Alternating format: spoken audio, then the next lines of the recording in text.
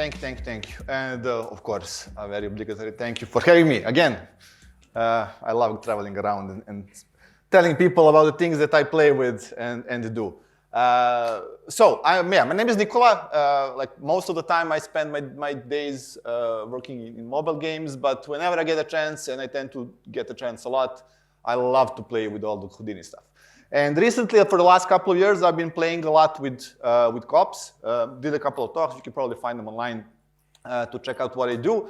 But I've been extra fortunate, I think, in the last year or so that actually I've been like a bit involved in the actual development of the new stuff in cops, which I would like to talk about today. So the things that you'll see, some of the nodes that are in Houdini now, they're my doing or wrongdoing if you don't like them. Hopefully you like them.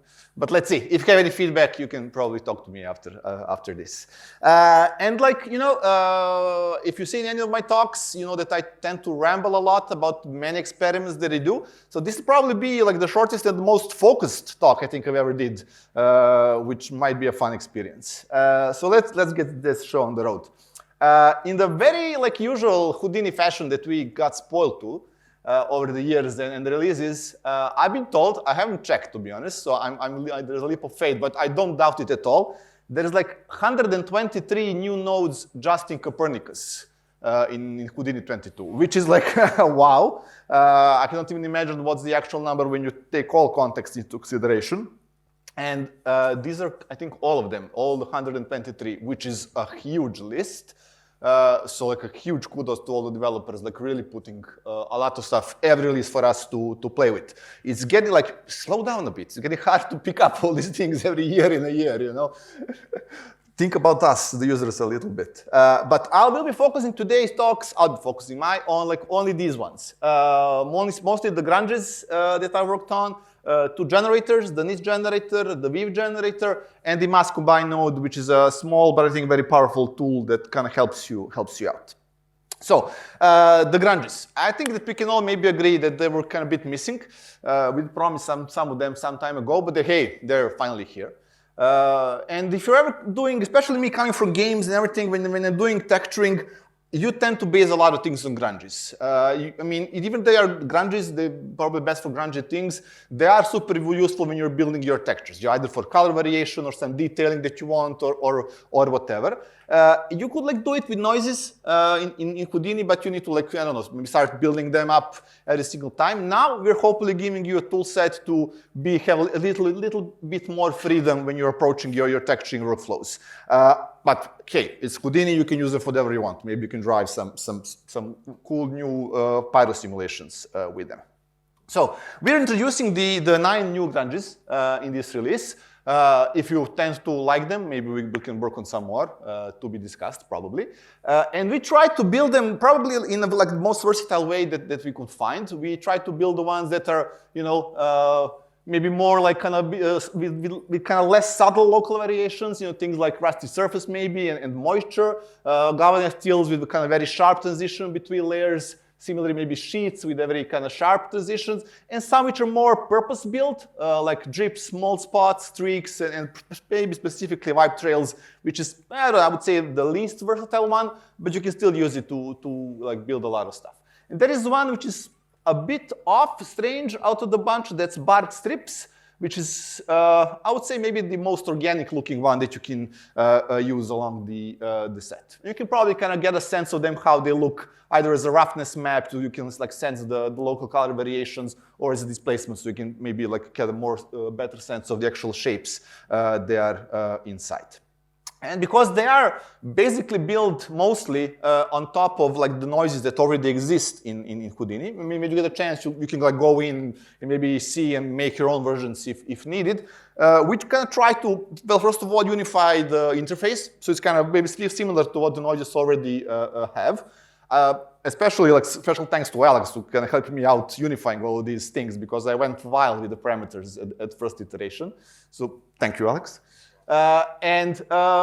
Also, what we did is we kind of figure out that most of the grunges, since they're kind of built up in layers, that you can usually set up parameters specifically to those layers. So you mostly have your like primary, secondary, and when it's applicable to your tertiary elements that you can kind of individually control to build up your starting position or texture. And of course, there's like all the post-processing and things that you kind of probably already used to if you use noises in the COP context.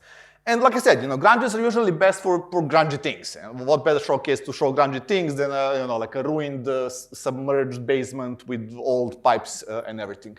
And there's like a sample scene which I just decided to kind of slap on. So there's like very simple geometry, and everything is kind of just kind of done with grunges and displacement, and using the grunges as like color and roughness maps. So this entire scene was textured with using these 5 grunges in their vanilla state, as they are kind of currently shipped. Maybe I tweak just the parameters a little bit to maybe accommodate for certain things. Some things are used directly. For example, for the pipes, I use the sheets to get like all this kind of like fleeky metal type of a look with displacement to kind of add a little bit of like layering on top. And the leaks are mostly used to modulate color and of course roughness to kind of simulate there's a bit of leaking going on top with shiny surfaces. Wall is the one where I just used all of them a bit together in different balance. I just needed some kind of level of controllable noise there to sell out the look of a worn out wall. It's a bit of rust, a bit of moisture.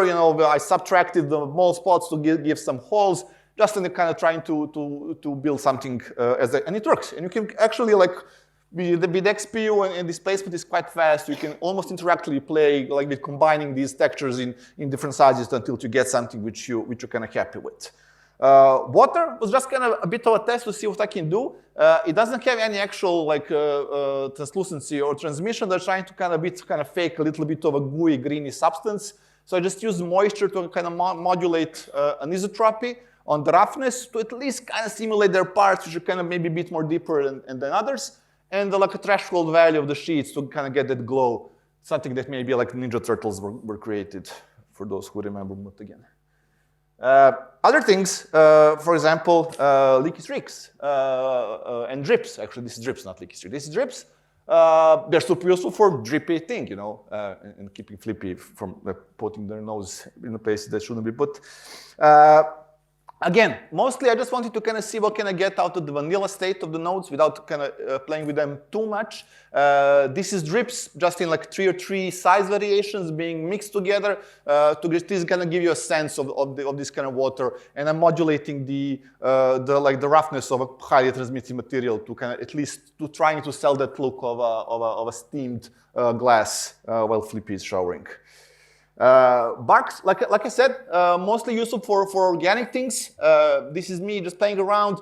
I just like super simple geometry, just a tube which is tapered more a bit at the bottom, and I'm playing a bit with the same noise, just in different scales, to see what kind of shapes that I can get. Everything is kind of based on displacement here, and I'm also driving the color based on the texture itself. Kind of seeing what organics can I get.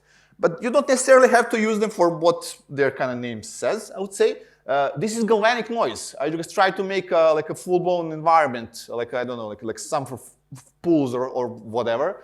So this is literally like pure galvanic noise. I think I piggybacked a little bit and took some of the new COP height fields toolkit. Just a little bit of erosion I was missing a little bit of that.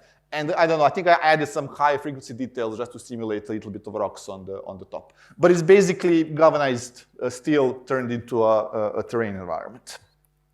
Or if you go from big scale to small scale, I also think it was a good thing to create because it kind of, the shape reminded me of a little bit of an oil spill. So I wanted to see if I can make like a star-looking oil spill from galvanized steel. That one is a bit more distorted and combined with any like one of the SDF shapes to kind of distort the line using the same noise to have a bit more of a oil spilled look. And technically what I'm doing here, I'm using that same mask to modulate the roughness of this texture to have it more shiny and to also modulate like I think it was the thickness of the thin film transmission on top.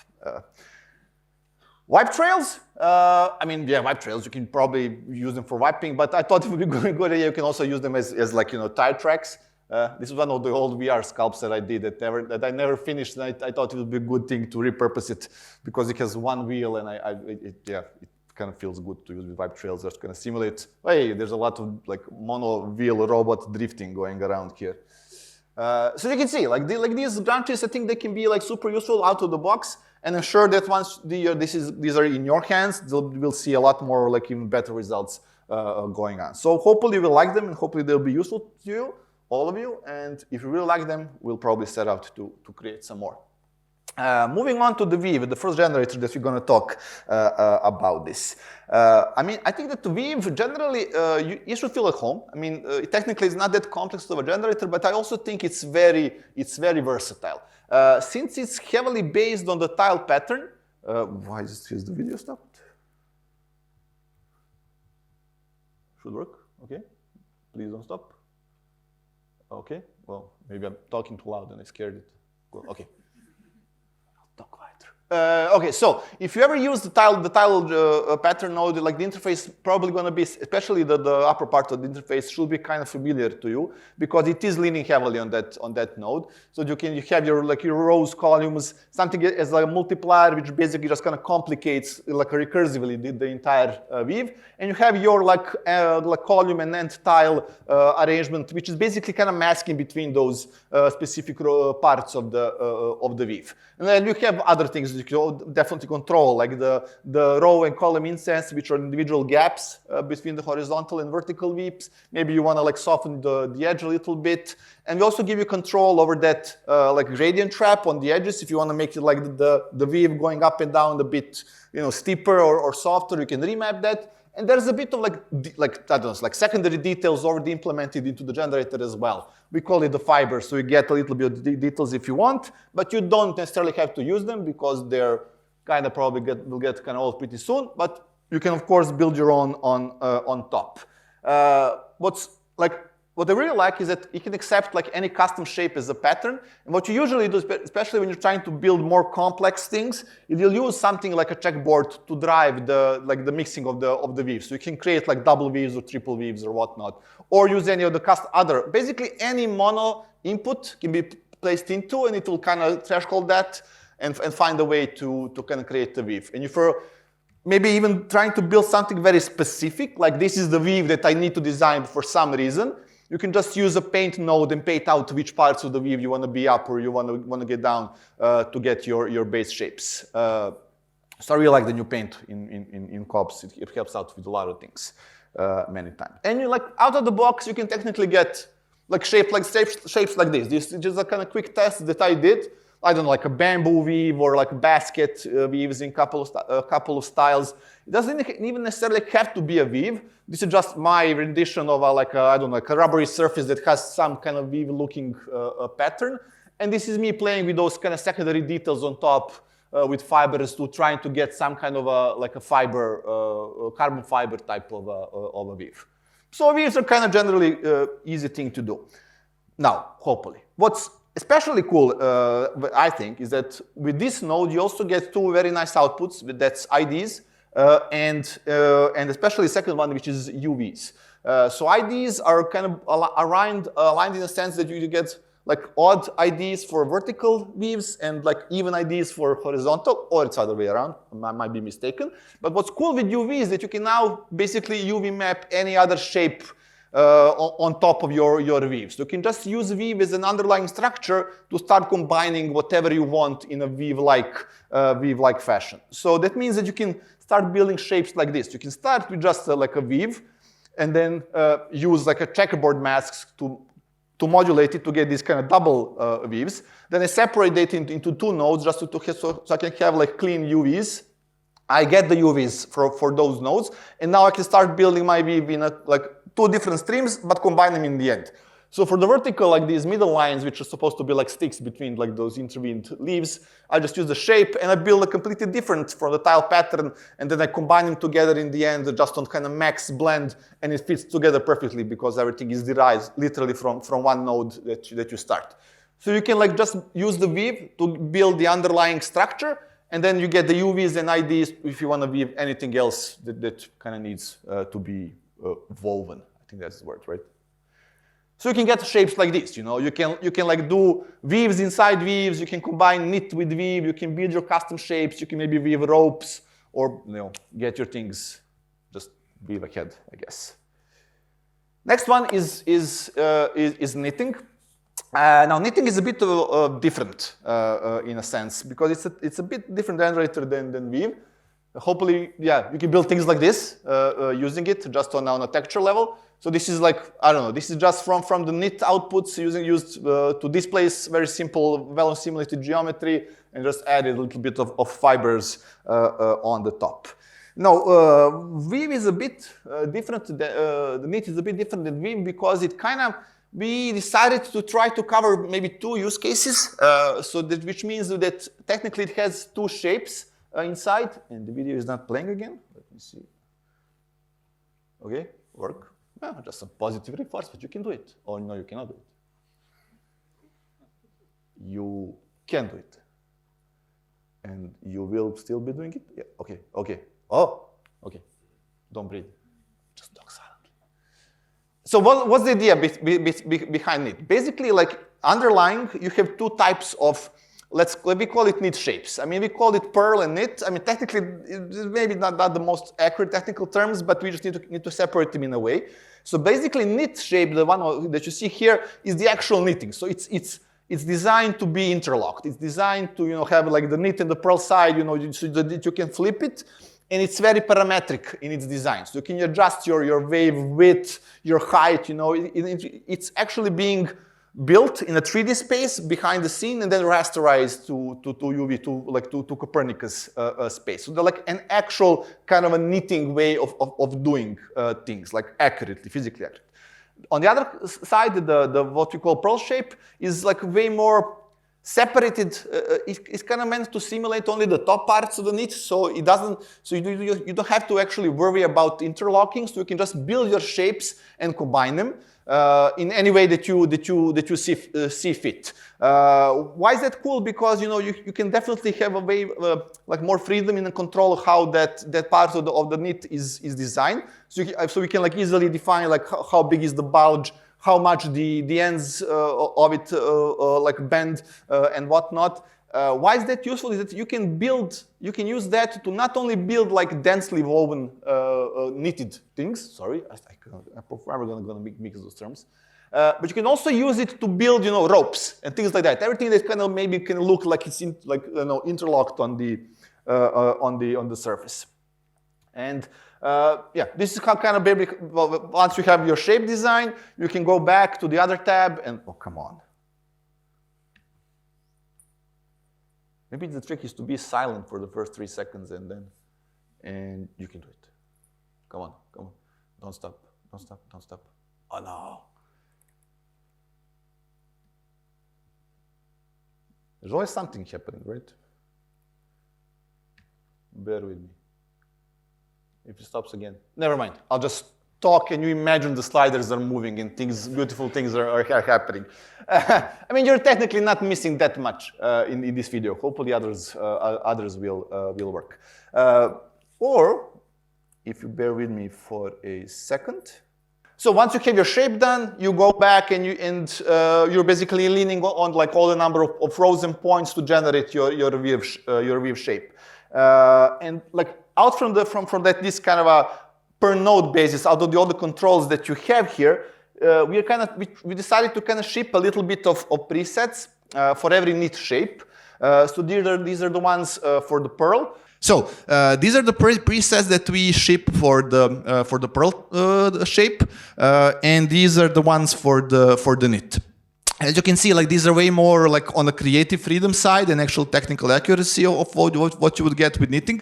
But I think it's a good example of like the type of variation you can get just out of the box for this node.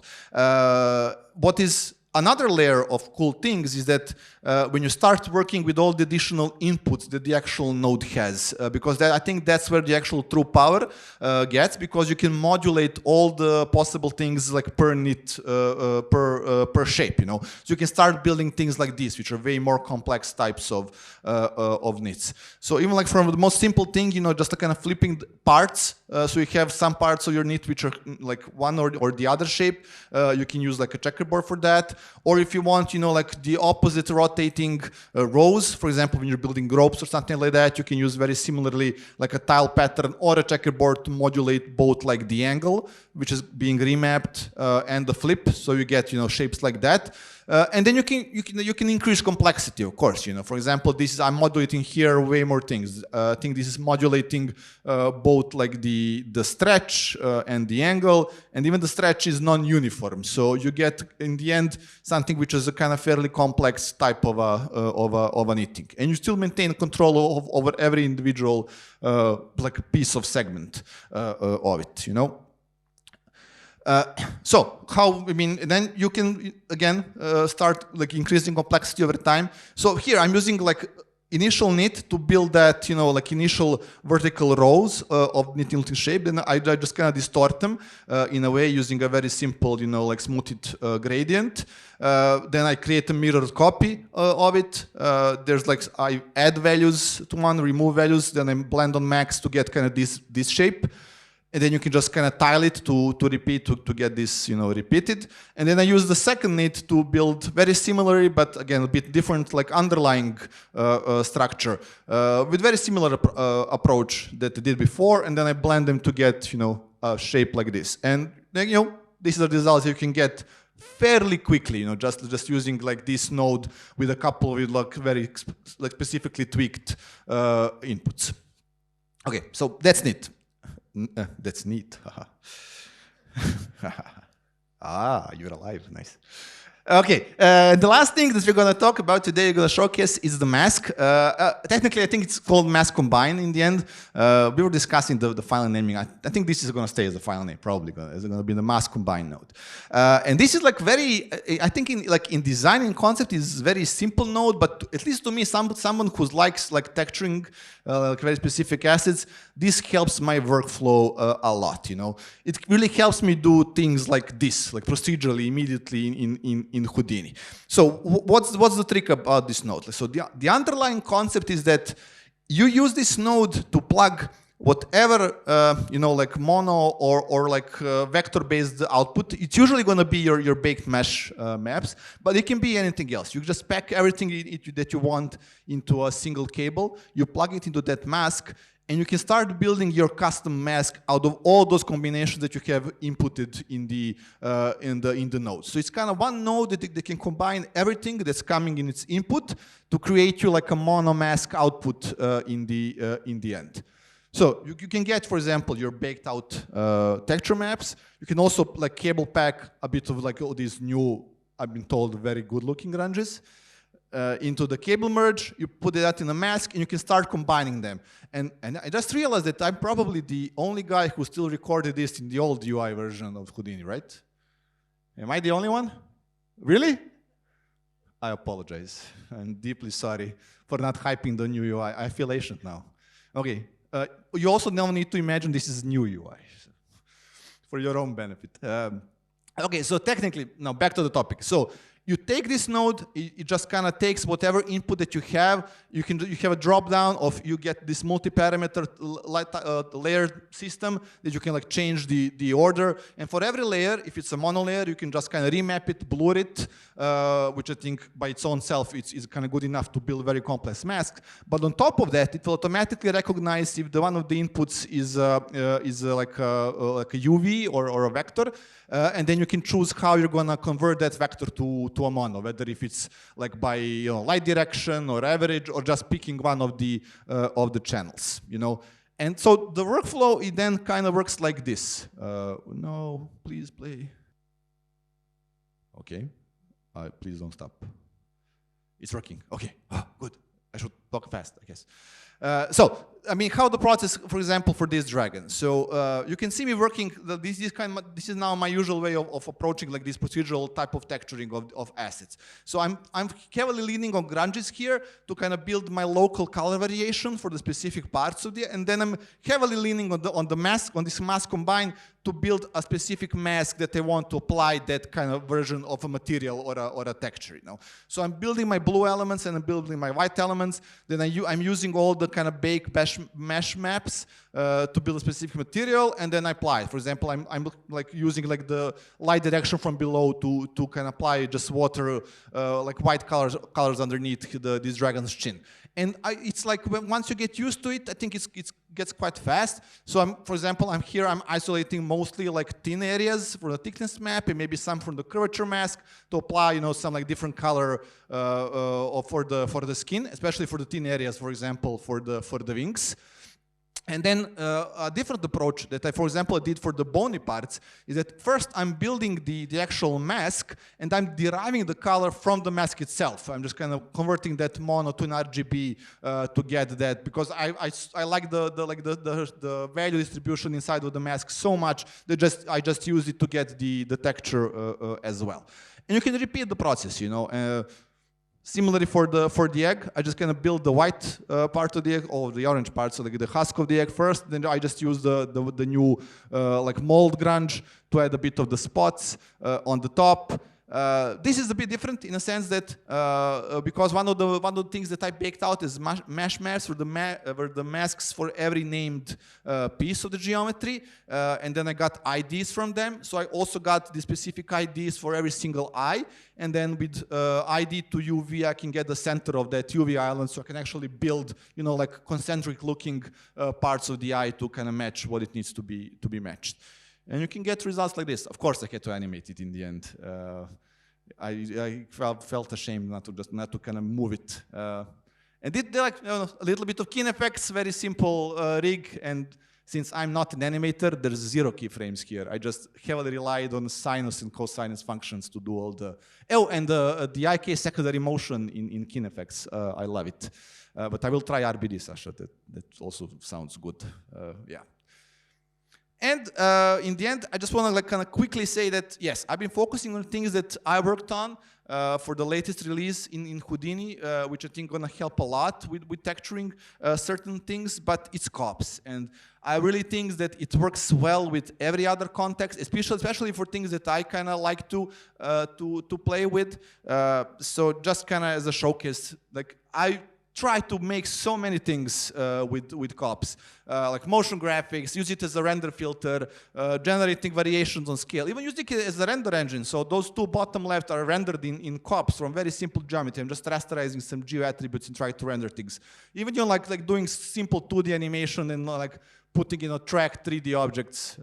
So like these are all the things that I like to play with. And now I have more tools, so hopefully I'll play even more. Thank you.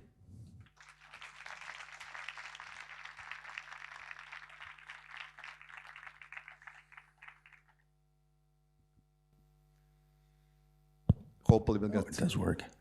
Excellent. At least 5 questions so Chris can get his steps in. Questions? Yeah. Wonderful presentation, Nikola. Thank you very much. Thank you. For the knitting and weaving patterns, I was wondering, so when you showed the cloth with the weaves, and that was pretty much a surfacing put on top of the model, right? Yes. It's super simple geometry. It's just the displacement and opacity was driven by the basically same texture. Cool.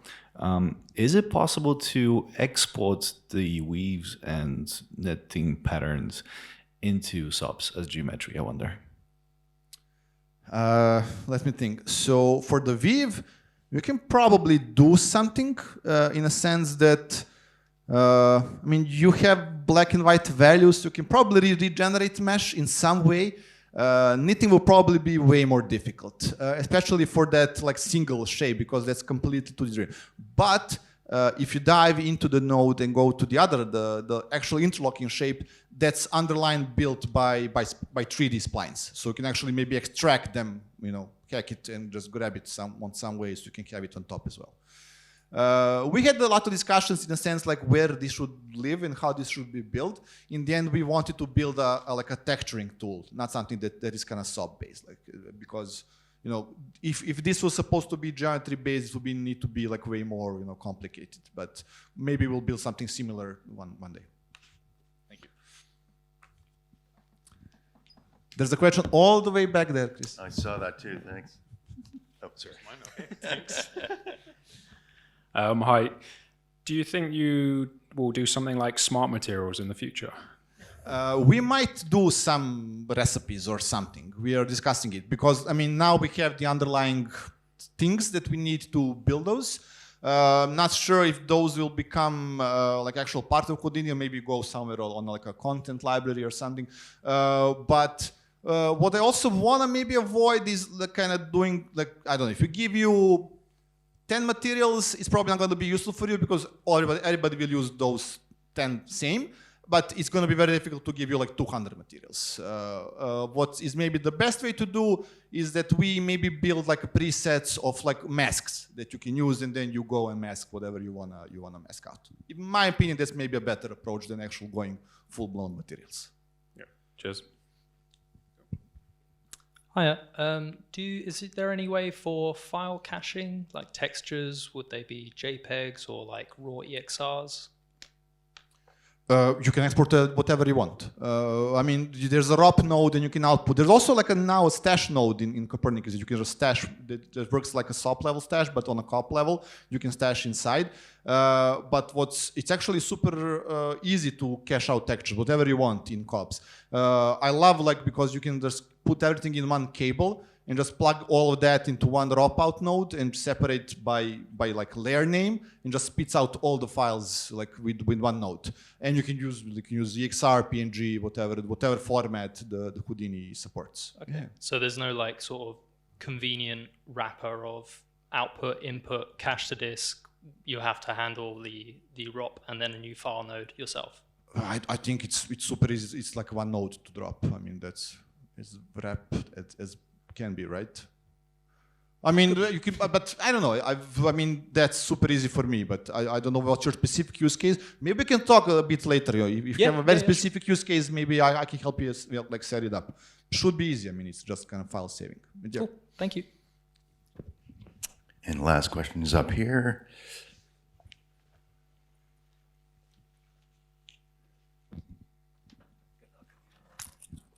Thanks, Chris. This is about a node you didn't exactly mention, but when you were talking in the last part of your talk about combining masks and having that kind of character texturing workflow, which I think is super cool and useful. I noticed at the start, some of the new nodes were also adjacency nodes, and I'm wondering if that's something you can talk about. And does that mean that you can now do things like blur masks across UV tiles, and like what are the kind of things you can do with across UV shells? Well, I think you're in for an excitement and a disappointment at the same time. And let me extrapolate for that, because we'll have a adjacency specific talk at the end of the day. So if you're curious about that, please stay until the end. I think that will answer a lot of your questions. The thing is that currently this does not support adjacency, but I'm really kind of hoping that we'll implement it as well, because it absolutely makes sense, and hopefully it will be there soon. So I'm kind of hoping that at some point in the future, yes, all of that you're doing on a masking level, it will support adjacency as well. Because I know how much of a pain point that can be when you want to blur things and just breaks across the UV islands. Yeah. Cool, thank you.